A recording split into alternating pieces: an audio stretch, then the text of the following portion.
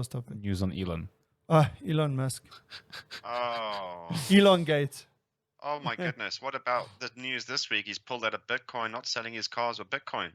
Well, yeah, he's not accepting Bitcoin for as legal tender for his cars. But that's smart, because he said it's no longer environmentally friendly.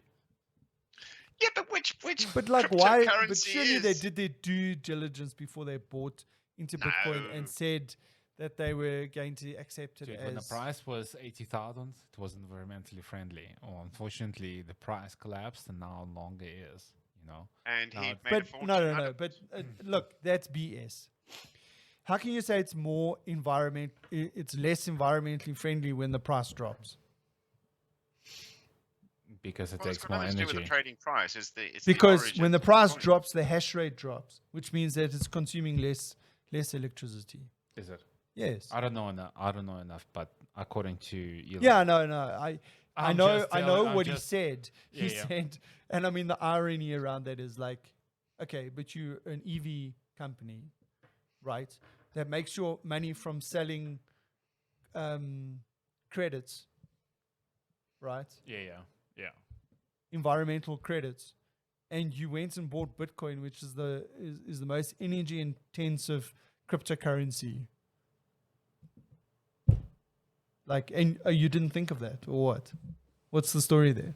But They didn't do apparently, their due apparently diligence. Bitcoin is off the table for Elon and not Dogecoin. What are you guys' So what's thoughts? next, though? What's What- next? what are you guys' They're all thoughts on- environmentally What are you guys' unhealthy? thoughts on Doge? It's a Dodge. It's dodgy. Doge. Well, look, I mean, the thing is, from what I understand, the origin of Doge was, it was a joke. It was what they called a meme coin. And the guy created it actually, the guy that created it and Elon were in communication. Right. Really? Elon had contacted him about helping him. We had said something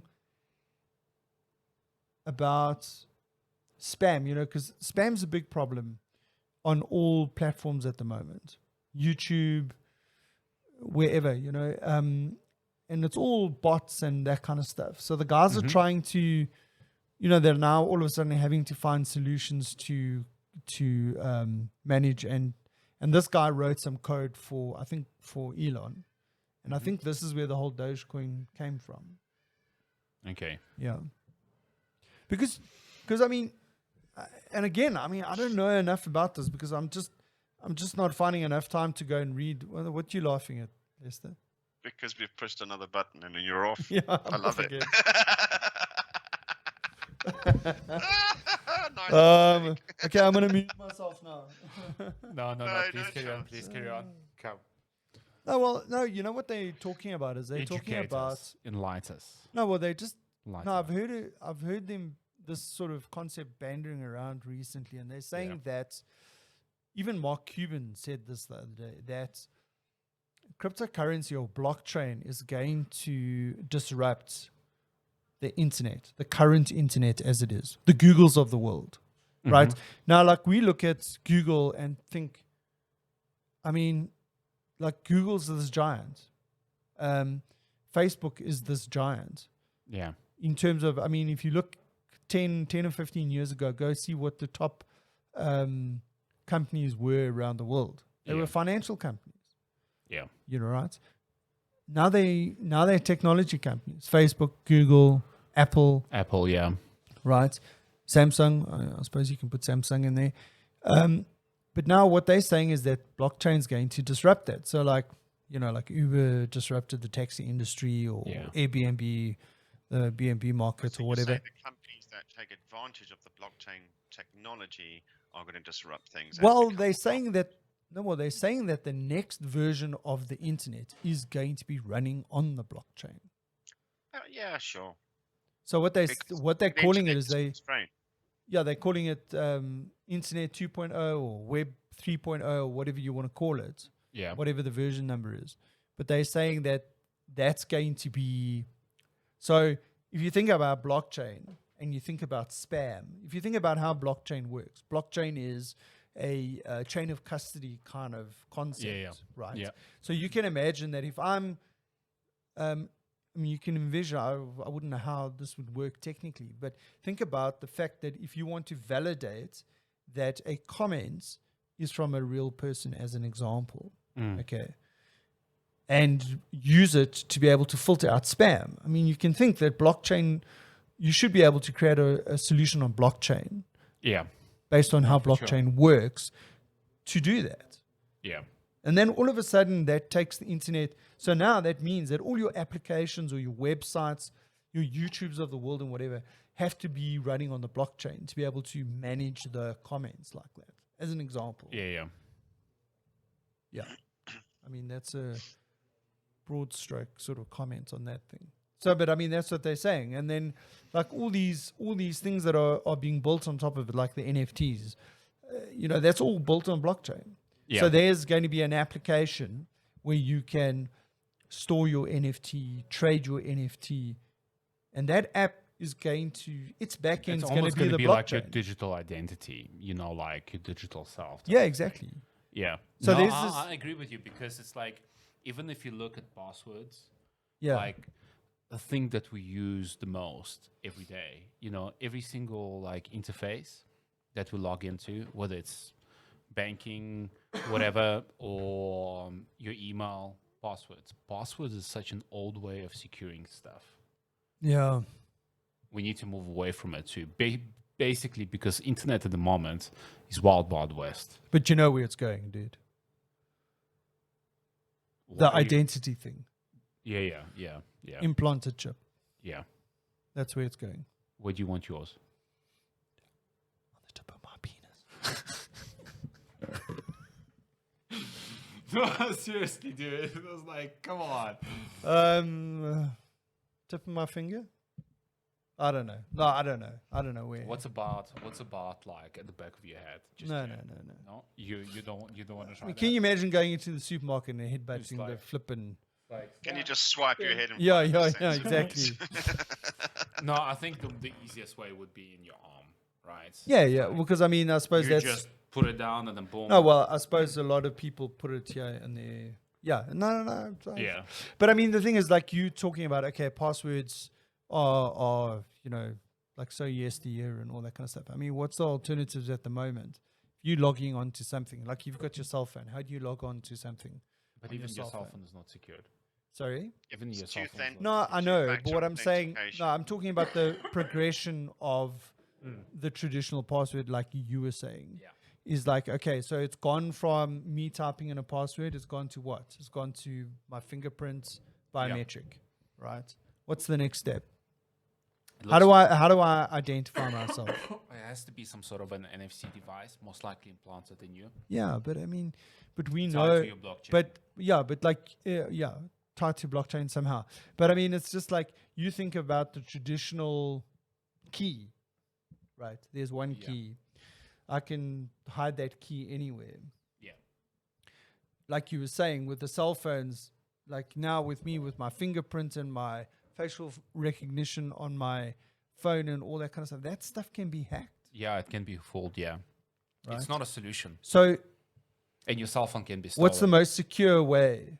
Is to be air gapped is the right way. In other words, you're not even connected to the internet to secure something. But you have to have a...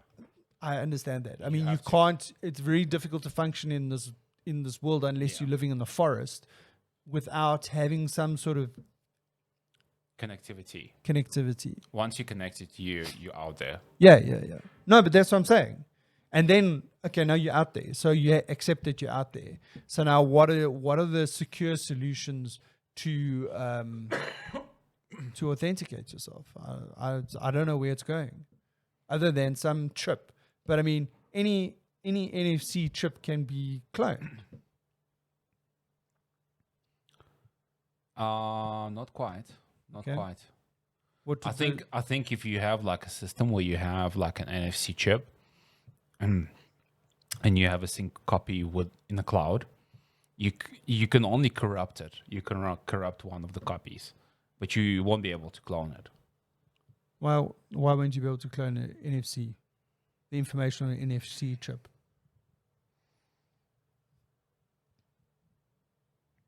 I don't see how that's going to work.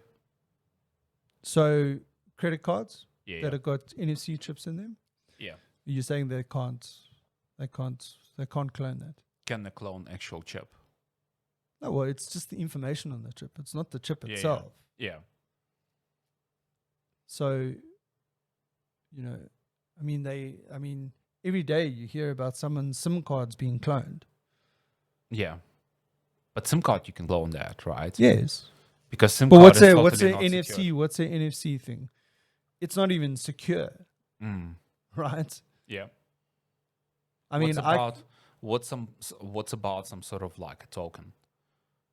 yeah, well, I don't know. But I'm saying an NFC chip as it is now is not even encrypted. But what about like some sort of a secure token where you have like one version with you, like let's say in the palm of your hand, and one version in the cloud, and it constantly authenticates? Yeah, but I mean, if you clone that token, Lester, any thoughts? it's like no. But I'm saying, I mean, that's the thing. No, is that okay, you can, all right. I'll give my view. I was listening to where this was going to go yeah. because I don't think we've seen the technology that's going to solve this yet, and I think it is. It's still going to be going back to the same old ethos of ultimate security is something you know, something you have. So the something you know has always been a password.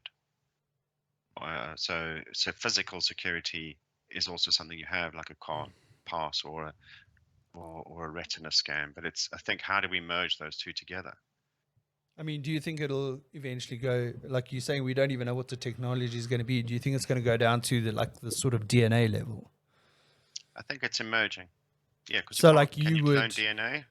What's the most ultimate complex? Whoa. Yeah, well, I mean, yeah, exactly. You can, you could clone. And the thing is that you can clone DNA. I mean, that's a fact because they've been able to clone a lamb and a rat and a whatever, and it's got exactly the same DNA.